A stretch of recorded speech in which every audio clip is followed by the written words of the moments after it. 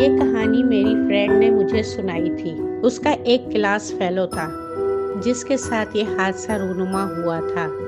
ایک رات وہ اپنے دوست سے مل کر رات کو واپس گھر آ رہا تھا۔ اس وقت آدھی رات ہو چکی تھی۔ شہر کی زندگی میں آدھی رات کوئی بڑی بات نہیں ہوتی، گہما گہمی ہوتی ہے۔ وہ بس کے ذریعے گھر جانا چاہتا تھا، اس لیے بس اسٹاپ پر کھڑا تھا، لیکن اتفاق سے کوئی بس یا وین آتی دکھائی نہ دی اور اس کو وہاں کھڑے کھڑے 1 گھنٹہ گزر گیا۔ رکشے والا کافی پیسے مانگ رہا تھا، سو اس نے سوچا کہ مزید انتظار کر لینا چاہیے۔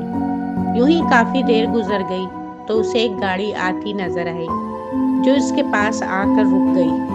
اس میں ایک جوان سال خوبصورت لڑکی سوار تھی۔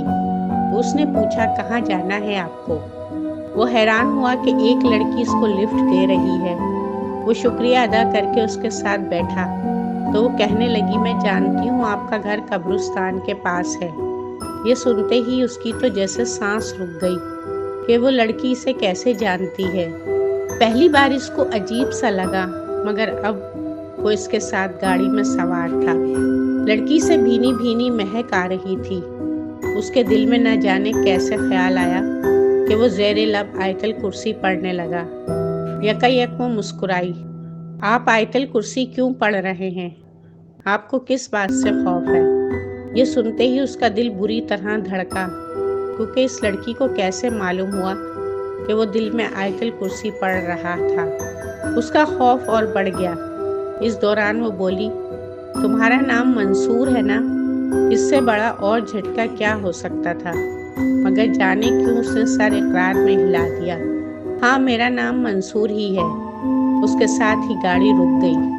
وہ بولی، لو تمہارا گھر آ گیا۔ اس نے دروازہ کھولتے ہوئے جیسے ہی دیکھا وہ قبرستان کے پاس کھڑا تھا، جبکہ اس کا گھر کافی دور تھا۔ منصور، آؤ میں تم کو تمہارے گھر تک چھوڑاؤں۔ وہ بت بنا رہا۔ اس نے منصور کا ہاتھ تھاما اور سڑک کی طرف جانے کے بجائے قبرستان کی طرف چل دی اور ایک جگہ رک کر بولی، تمہارا گھر آ گیا ہے، اب تم آرام کرو۔ یہ کہتے ہوئے اس نے ایک نیم پختہ قبر کی جانب اشارہ کیا تو قبر شک ہو گئی۔ قبر پر منصور جعفری کے نام کا کتبہ لگا ہوا تھا۔ لڑکی اس کے قریب آئی، اس کا ہاتھ پکڑا اور کہنے لگی، میں بہت جلد تم تک پہنچ جاؤں گی، میں تمہارے بغیر بہت اداس ہوں۔ یکا منصور کے دل پر اس لڑکی کی محبت کا اثر ہوا۔ وہ قبر میں اتر گیا اور کسی مردے کی طرح سو گیا۔ اس کی آنکھ اس وقت کھلی جب اسے کسی نے جھنجھوڑ کر اٹھایا۔ جاوید، اٹھو، بتاؤ تمہارے ساتھ کیا ہوا ہے؟ اس نے آنکھیں کھولیں تو وہ اسپتال میں موجود تھا۔ ڈاکٹر پاس کھڑا تھا، جبکہ اس کے والد کی آنکھیں نم تھیں۔ جاوید بیٹے، کیا ہوا تمہارے ساتھ؟ میں جاوید نہیں، منصور ہوں۔ اور وہ کہاں گئی؟ اس کی باتیں سن کر ڈاکٹر پریشان ہو گیا اور اسے نیند کا انجیکشن لگا دیا۔ دن ایسے ہی بیت گئے، مگر منصور نے جاوید کا نام قبول نہ کیا، نہ والد کو پہچانا۔